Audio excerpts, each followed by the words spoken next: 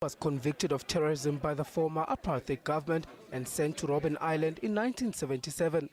The US put him on its global terrorist list. 19 years into South Africa's democracy, the US is yet to remove Sexwale from the list. The US accommodates government officials on the terror list, but not private citizens. And Sexwale is a private citizen.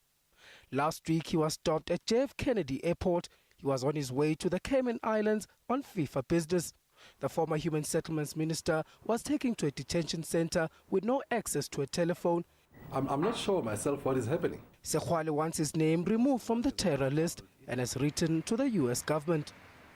Mr. Sexwale wishes to emphasize that he is pursuing this course of action not only for his own sake, but for the benefit of other freedom fighters who may likely endure the same treatment.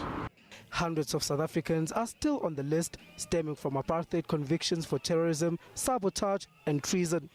They include MK members. In 2006, Wits University Vice-Chancellor was detained by US Customs.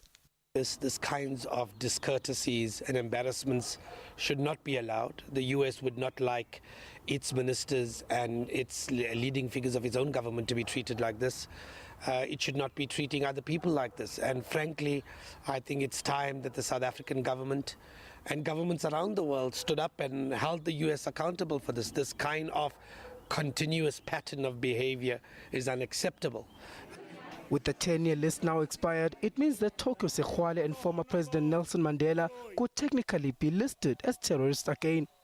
I will be taking this matter forward to find out as to whether indeed Mr. Mandela is also part of the so-called classified terrorists by the United Government. Repeated attempts to solicit comment from the US Embassy and International Relations have been unsuccessful. Mangoba Mchunu, SABC News, Johannesburg.